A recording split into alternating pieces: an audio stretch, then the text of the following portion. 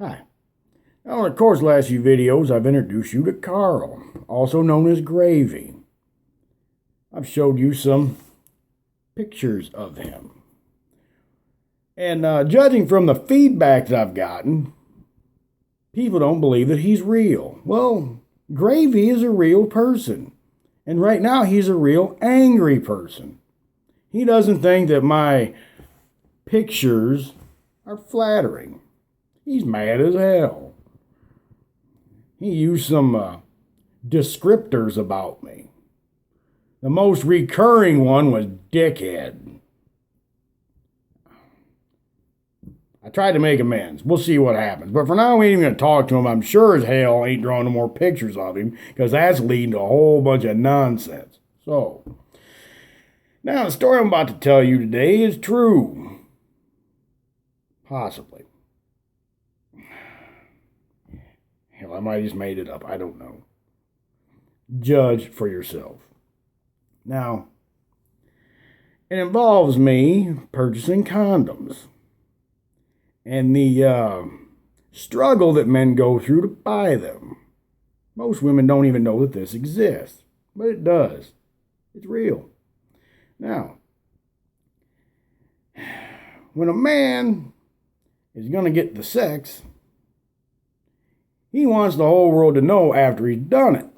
He'll tell all his buddies, friends, post it on the Facebook. He'll post it on the Twitter, MySpace, whatever. He'll send out text messages of her naked laying in bed with him. He wants the whole world to know he fornicated. But on the way there, it's different. He's got to buy some condoms. Don't want no certified letters in a few years, let him know he's got a child that he's got to pay back support on, or it burns when he pees, or he don't want those hassles. So what you do, get yourself some condoms. Now, when men buy condoms, it's a process. You don't go to the carryout where you buy your beer, your cigarettes, your 20 ounces, whatever. You don't go to that one. No, you go to one like 30 miles out of the way so that you don't possibly recognize the clerk that's selling them to you. Even though you're going to brag about what you did to this woman that you're about to go and see to all your buddies the next day, the next week, the next month, or whatever. But no, when you're on your way, you don't want anybody to know that you're on your way to get naked and wrestle. It's a horrible quagmire. And if you go to a grocery store, your mind goes completely blank. You start buying the condoms. You buy the condoms. You buy the ribbed for her pleasure. Or the French tickler. Whatever you decide you want, you get them. But you can't just have them in your cart or your basket hanging out for the whole world to see. No, you got to put some stuff on to cover them up so that you're not embarrassed. But you lose your mind. You forget what you're doing. Next thing you know, you've put a cucumber, a potato, and a shampoo bottle in your cart with some lube and some condoms. You go to check out, and the cashier looks at you funny. And you've got no idea why. You think she's judging you for buying condoms. Then when you get to your car and things start circulating again and your mind's going back to normal, you look in your bag and you wonder why. And you find out why she's looking at you funny. Cucumbers, a potato, and a bottle of shampoo, lubes, and condom. She's making funny connections. Good job, pal. Now, here's the story that I'd like to tell you.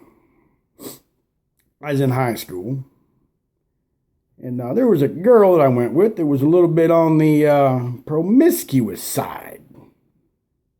I'm okay with that. So, I go to pick her up, and I stopped at the pharmacy. Because back, 20 years ago, a lot of condoms were behind the counter. You had to ask for them. It's even more embarrassing. So you go to this pharmacy. Here's this fella standing behind the counter. I said, "Hey, pal, I'd like them condoms back there." And I point out the box. He goes, "Oh, you got yourself a hot date, huh?" I said, "Yeah, buddy. She's a sure bet. Sure-fire deal. Anybody that takes her out on a date is getting laid. It's a done deal." He goes, "All right." He slides some condoms across the counter at me, and he goes, "I'll tell you what, I was your age once. Since you're being responsible, I'll give you these on the house. Have fun." Put my little prize in my pocket, and off we go. I go and pick up my sweet little tramp. But before I get out of the car, she goes, "My mom wants you to come in and eat dinner with us tonight." And I'm thinking, well, hell, I'm still going to get laid. It's just going to take a little bit longer now. No big deal. Hell, I'm hungry anyways. Can't hurt. So I go into her house.